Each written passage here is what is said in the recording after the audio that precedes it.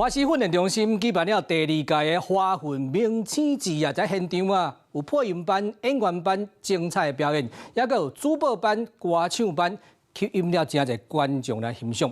华西训练中心啊，成立要40年啊，培育真侪优秀的人才，这求新求变的精神，嘛，互学生啊有真侪发挥的空间甲舞台，嘛欢迎大家来报名。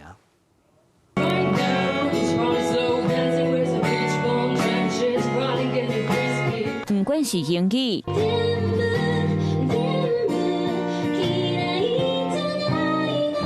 还是日语，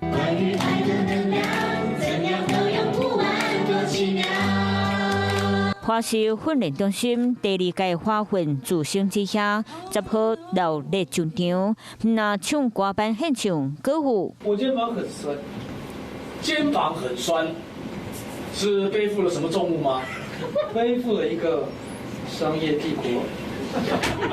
演员班的学员将这个演技讲笑开，让大家看个笑嗨嗨。 华训呢，给我们一个这样的一个机会哦，我觉得是非常重要的，所以这也是为什么我会希望说，透过华视训练中心的学习，然后来让自己有增加更多的实务上的一个经验。很谢谢华训给我们这样子，在结业之后能够在舞台上面发光发热的机会。当然，还有主持人班和专业的主播配音班，学员会当伫咧遮学到真济功夫。我们想要把配音员打造成比较现代化的样貌，有剧场演员的这种能量，然后他也可以有演员的镜头表演啊等等。华视训练中心成立要40年，为囡仔到社会人栽培人才，那互因大舞台，嘛打造更加侪明日之星。华视巨星之夜成功。